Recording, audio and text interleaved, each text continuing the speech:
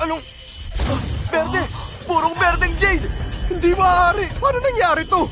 Ba't ako na ang mga batong yan, di ba? Paano nagkaroon ng purong jade dyan? Yan ay singlinaw ng yelong jadeite.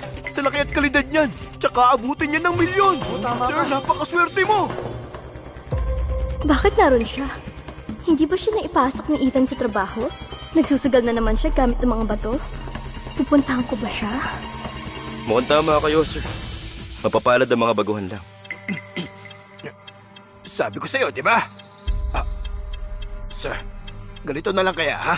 Bibilhin ko na ang batong ito ng 1.2 million. Wala nang kaltas. Payag ka? Bibilhin ko ng 1.3. Ako 1.4 million. Sir, sa akin mo ibenta. Titransfer ko agad yung pera. 1.5 million. Huling offer ko yun. Kung may tataas pa sa offer na yan, hindi na ako magpupumilit pa. Pero binabalaan ko kayo. Mahihirapan kayong ibenta yan pag nakuha nyo. Kaya naman pag-isipan nyong mabuti. Sir, hindi kaya panlalamang ang ginagawa mong yan? Binata, magtanong ka sa paligid. Kapag ako ang nagbigay ng huling offer, yun ang pinakamataas. At kahit sino pang makapangyarihan, ay hindi na yan kayang tapatan. Tandaan mo yan! Napakatalas niyong magsalita. Pero ang batong yan ay pagmamayari ko na. Pwedeng hindi ko ipagpilian. Sigurado ka? Kung ganon, kunin mo to't lumayas ka na! Pride niyang mahalaga sa kanya. Hindi ko siya lalapitan. Hindi na siya nagsusugal at yun ang malaking pagbabago sa kanya. Bibigyan ko siya ng pagkakataong magbago. Oy, miss! Pinagbibili mo ba yung painting? Patingin! Kung ganon, Lika, sunod ka sa akin. Tara! 2 milyon ang offer.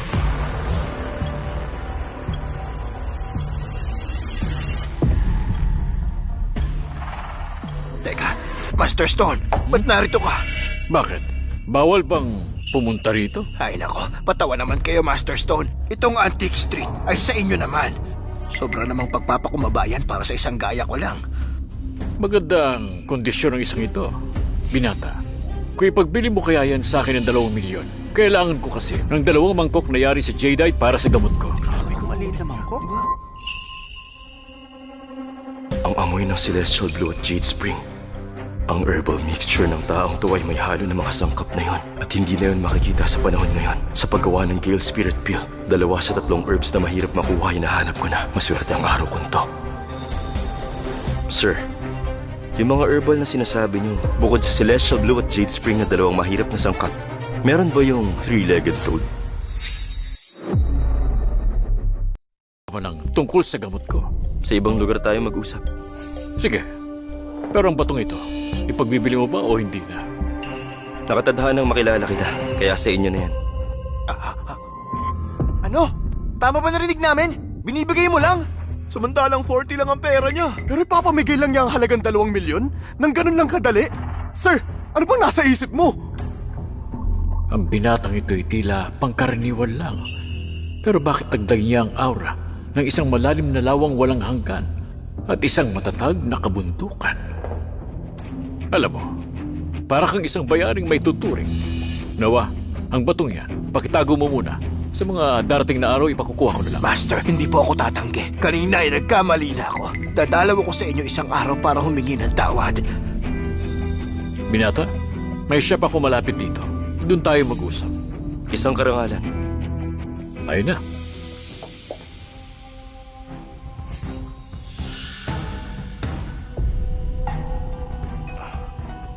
Buisit! Asar! Lumayas na kayo! Magsasara na ako! Naisahan kasi siya alas. Pera na, naging bato pa! Huh?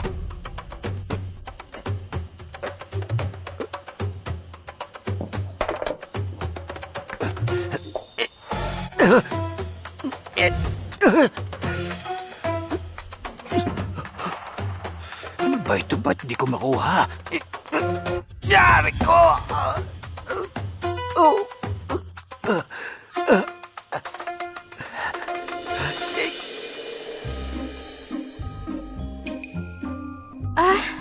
Master, kayo pala.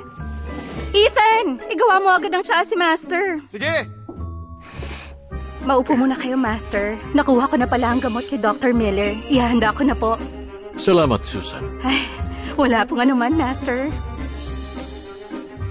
Binata, maupo ka.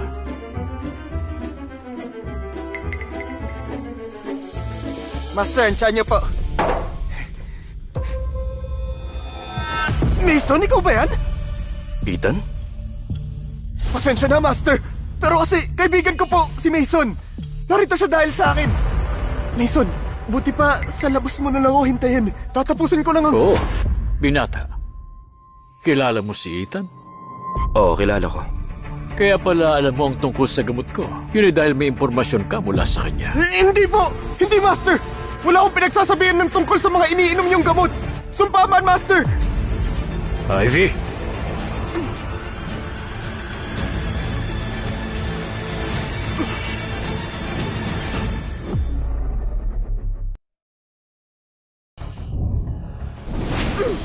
Oh, wag!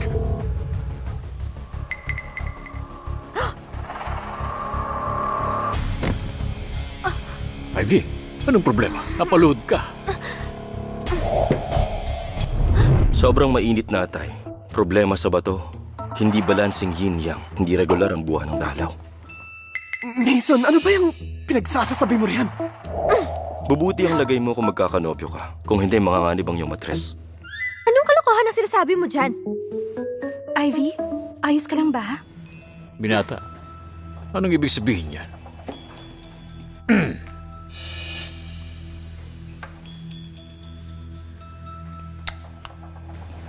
Master. Bakit kinuha mo yan? Mason! Huwag mong hawakan yan! Espesyal na gamot yan ni Master Stone! Milyon ang halaga ng isang yan! Hindi natin kayang bayaran yan ng kahit buhay natin! Sa kataas-taas ang mundo, ni Aso'y hindi ito kakainin. Pero milyon ang halaga nito sa kanila. Alam ko na kung paano ako kikita. Huwag ka mag-alala. Mula ngayon, Ethan, magkakaroon na ng saysay ang lahat. Ha? Ito ang iniinom niyong gamot, tama? Oo, yun nga. Bakit? Anong iniisip mo, Binata? Ilang gramo ng Codonopsis, Atractyloid Sporia at ng Angelica. Bukod sa mga yan, may ilang gramo rin ng Celestial Blue at Jade Spring at ng Three-Legged Toad. Idinaan sa init para maging pills. Tama po ba? Ang formula niyan ay hindi nalaman kahit ni Susan. At maging si Ethan ay wala rin alam dyan. Paano mo nalaman, Binata? Kung ganun, marunong kang gumawa ng elixir? Bakit hindi pwede? Pag umapaw ang tubig at bumilog ang buwan, maging banal na pagong ay hahantong sa kamatayan. Anong ibig mo sabihin? Ang formulang to ay nakapagpapahaba ng buhay pero yun ay suntok sa buwan. Isa pa ang paraan ng paggaway barubal. Kaya mababa ang kalidad niyan. At sa katagalan, baka ang puso niyang maapektuhan. Manganganib ang buhay mo. Pinata, paderang binabangga mo sa sinabi mong yan. Ang kalusugan ni Master ay maganda. At bukod doon, alam mo ba na ang gamot na yan ay ginawa pa ni Dr. Miller? Maraming taga River Pass City ang hindi nakakabili niyan. Binata, pwedeng malaman ang iyong pangalan? Ako po si Mason Clark. Mr. Clark, kailan lang nakaramdam ako ng paninikip ng dibdib at palpitasyon. Pero ayon kay Dr. Henry Miller, normal lang daw yun. Dalawang posibleng dahilan. Una, baka ang doktor na yan ay baliw na. O kaya naman, baka gusto ka niyang patayin. Ano?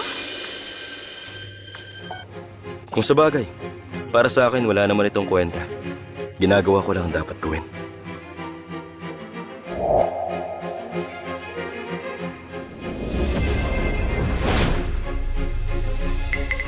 Anong ginagawa mo, Binata? Wow!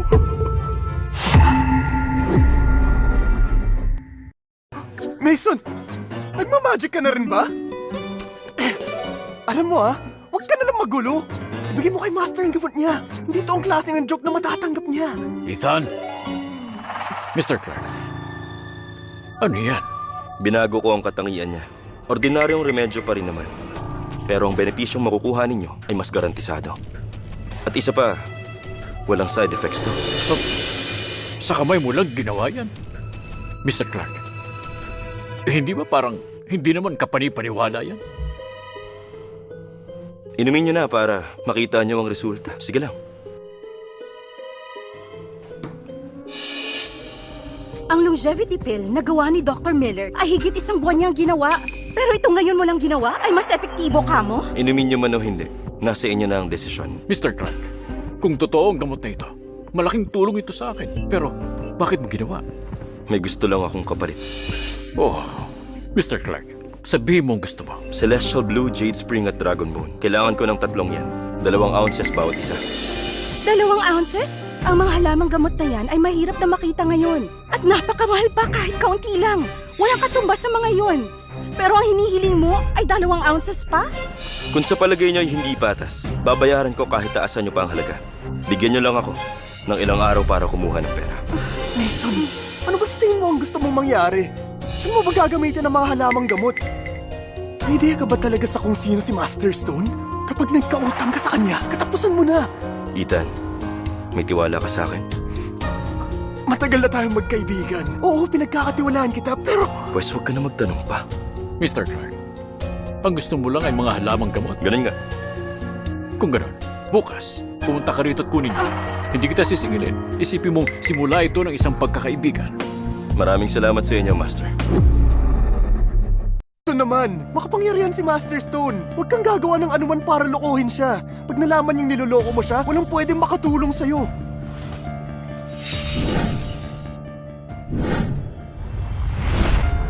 May pera ka ba? Mason naman, huwag ka na magsugal pa. Parang awa mo na. Nagkakamali ka. Gusto ko lang bilan ng damit sa Sofia. Kung ikaw yung tipong binibilhan ng damit ang asawa, di tayo ganito. Ano sabi mo? Wala.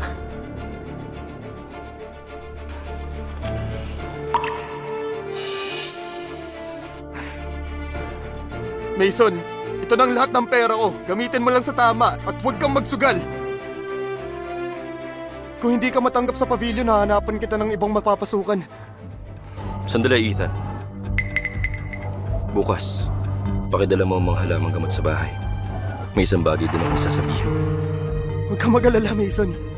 Kung ibibigay ni Master ang mga halamang gamot na yon, ako mismo ang magdadala nito sa'yo. Pero, binabalaan kita. Huwag kang gaano umasa. Maiwan na kita.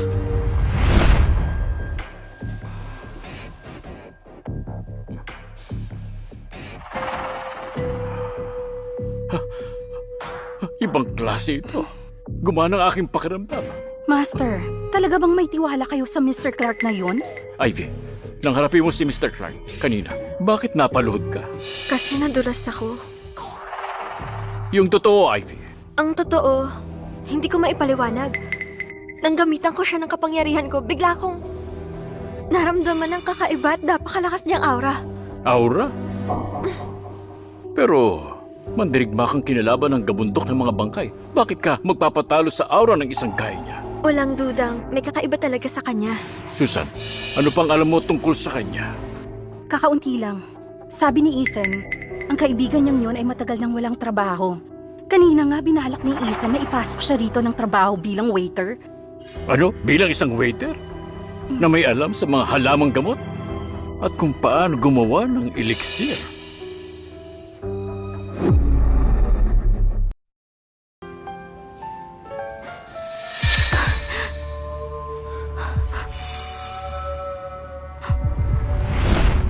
Mahal? Narito na ako. Mahal, para sa'yo. Ano? Nagustuhan mo? Kung gusto mo, isukat mo na. Ito pala ang dahilan kaya siya sumugal para maibili ako ng damit. Iputaban akong damit. Isoli mo na lang yan.